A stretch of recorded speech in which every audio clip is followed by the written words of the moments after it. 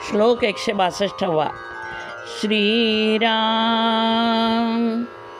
अहंता गुणे नीती सांडी विवेकी, अनिती बळे श्लाघ्यता सर्व लोकी. परी अंतरी अर्वही साक्ष देते, प्रमाणांतरे बुद्धी सांडोनी जाते. श्रीराम.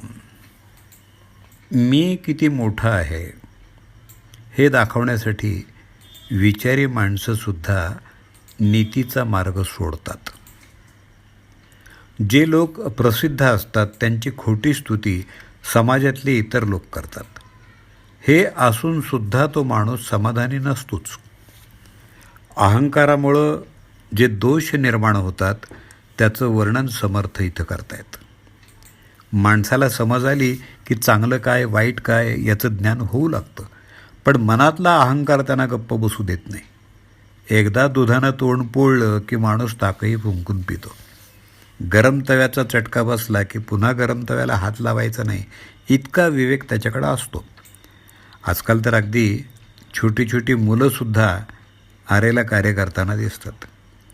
एखादा मनुष्य दुसऱ्याला उद्धटपणे बोलत असेल तरी त्याला कोणी उलट उत्तर दिलं तर ते त्याला आवडत नाही.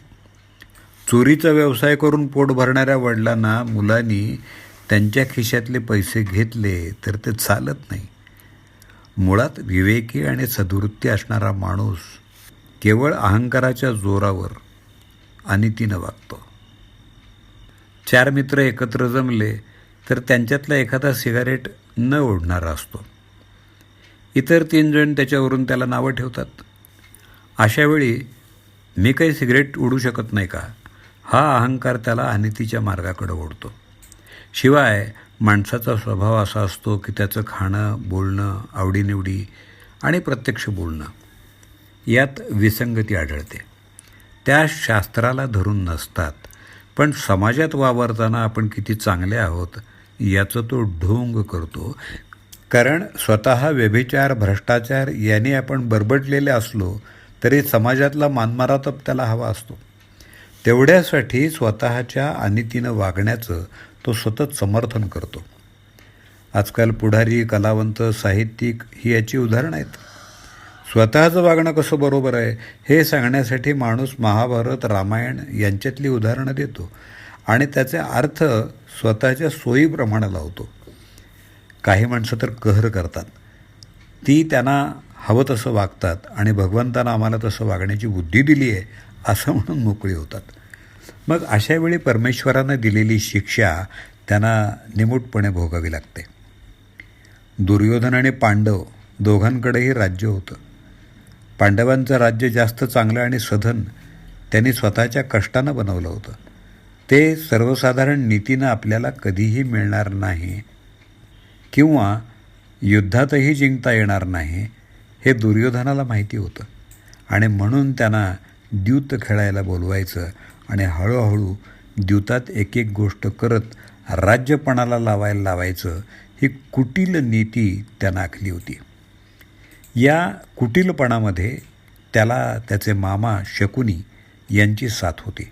शकुनी मामांकडं स्वतःच्या वडिलांच्या हाडांपासून बनवलेले फासे होते आणि ते त्याच्या म्हणण्याप्रमाणे चालतील असं वरदान त्याला मिळालेलं होतं.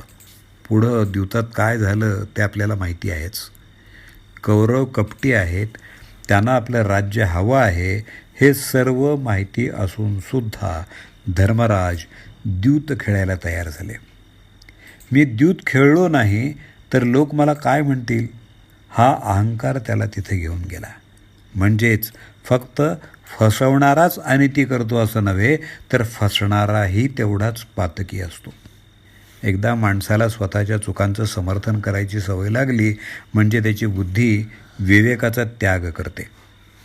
भ्रष्टाचाराचे कितीही घोटाळे उघडकीला आले तरी सत्ताधारी माणसं त्यांना पाठीशी घालतात. हे अनितीच्या समर्थनाचं बोलकं उदाहरण आहे. मानवी मन हे असं विचित्र आहे की माणूस कितीही अहंभाव आणि स्वार्थ यांच्यामुळं अनितीनं वागला आणि मी किती चांगला आहे म्हणून भासवलं तरी त्याचं अंतर्मन त्याला खरं काय ते सांगत असतं. माणूस दुसऱ्याला फसवू शकतो पण स्वतःच्या मनाला फसवू शकत नाही.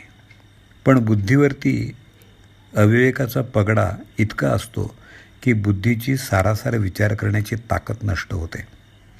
असा माणूस नीतीनं वागण्याची सगळी बंधनं झुगारून देतो. स्वतःला हवं तसं वागतो. अर्थात अनितीनं वागणाऱ्यांचा प्रभाव आणि संख्या वाढली तर सज्जनांचं जीणं कठीण होतं, असं समर्थ आपल्याला सांगतात. जय जय रघुवीर समर्थ. अहंता गुणे नीती सांडी विवेकी, अनीती बळे श्लाघ्यता सर्वलोकी. परी अंतरी अर्वही साक्ष येते, प्रमाणांतरे बुद्धी सांडूनि जाते. श्रीराम.